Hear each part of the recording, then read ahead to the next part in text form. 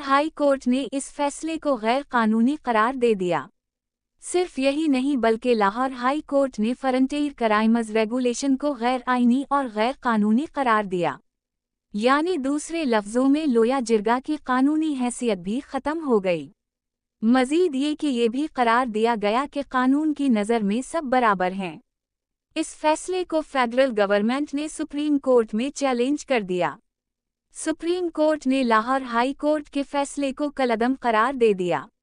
दूसरे लफ्जों में जिरगा का वो फैसला जिसमें दोषी को मौत की सज़ा सुनाई थी बहाल हो गया। Frontier Crimes Regulation, FCR, 1901। ताहम 2018 में इस कानून को ख़त्म कर दिया गया। इस कानून को बरतानवी राज ने कबायली कत्ल वगारत की रोकथाम के नाम पर भी राइज किया था। मगर देखा जा सकता है कि पाकिस्तान के कबायली इलाकों में आज भी इंतकामी दुश्मनी और इज्जत के नाम पर कत्ल होते हैं।